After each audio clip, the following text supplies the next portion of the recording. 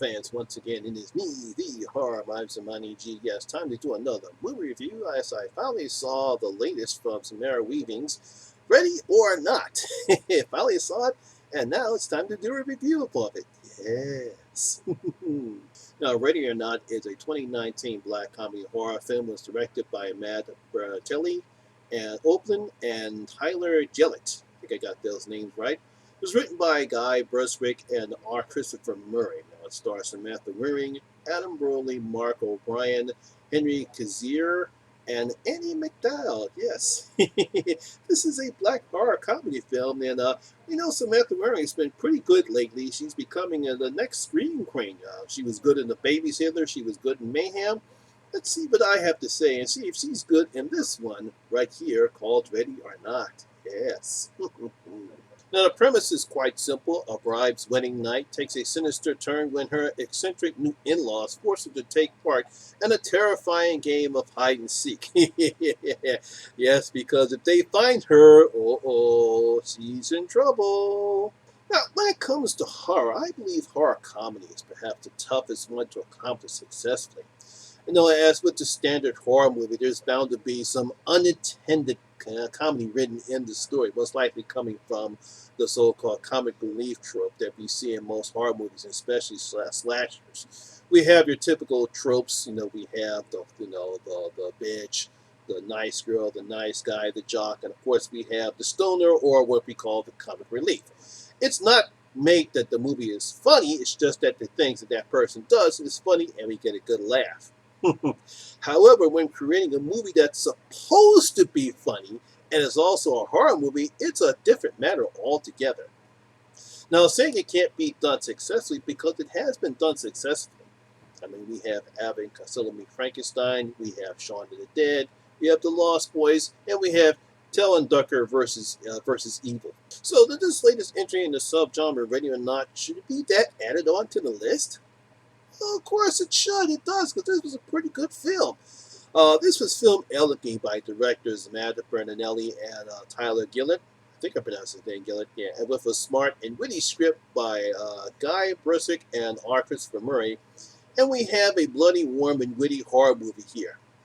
Now, of course, we have great acting from the cast, once again from Samara Weaving, character actor Henry Cazier, and veteran actress Annie McDowell. All of them are excellent playing in this zany-ass movie. You add some nice practical effects, blood and gore, and have yourself right here. It's a decent black horror comedy movie that I enjoyed a lot. Now, after a cold opening, we are invited to the wedding of Grace and Alex Le Damas. The Lamas family are a very wealthy family known for their famous board-playing games. Think Parker Brothers, if you're trying to guess that one. Grace is later invited to play a generations-long tradition of playing a game on their wedding night with the Dumas family. Now, after a short story about the family's background and how they was started, Alex's father Tony, his sister Helena,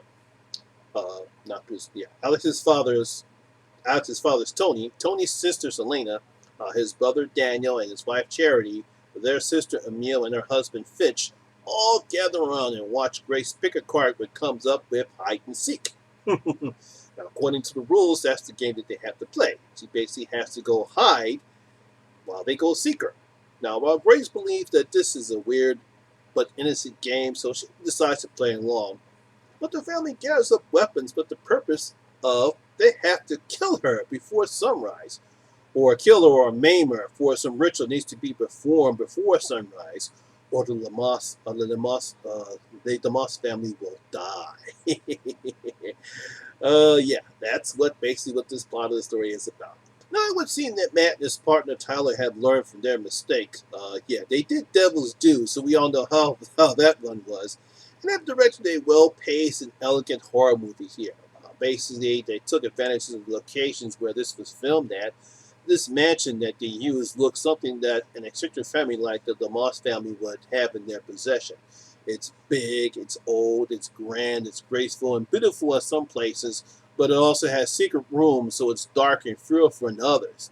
And they use their room to disadvantage in the movie, but it's not to create any tensions or scares or atmosphere. No, they use these rooms to set up zany situations for Grace and Lamont's family to use during the game, and their encounters in this mansion are funny and buttly and deadly.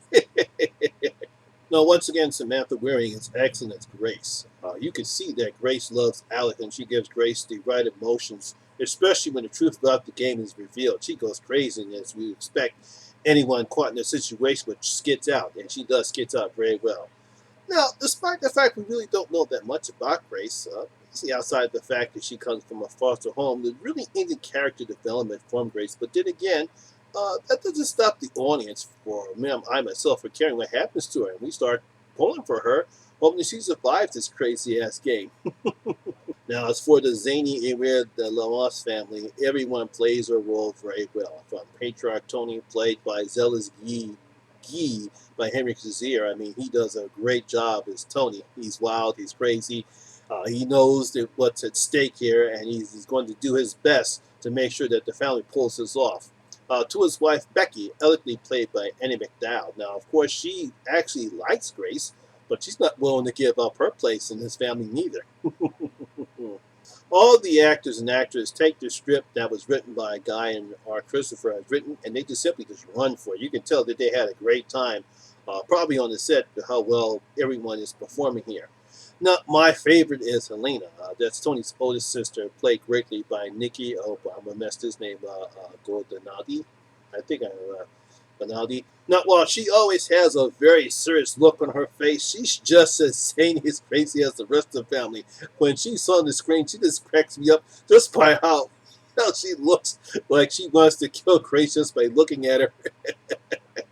Now, keep in mind, this film isn't scary. It has no jump scares or fake ones as well, and it isn't frightening. This film is not what people might believe it is. I'm assuming that this is what the filmmakers didn't want this movie to be anyway. They did not create a typical horror comedy movie where you have certain scares and frightening and tension in the air. No, this is not what this type of movie is. Now, we do get some nice kills, some practical effects, and some blood and gore. Now, I do give them credit for doing that, but going in, if you're expecting something like The Lost Boys, you're going to be disappointed because this is its own movie. This is what the filmmakers wanted, and I really had a good time liking this movie. I enjoyed it. It's fun.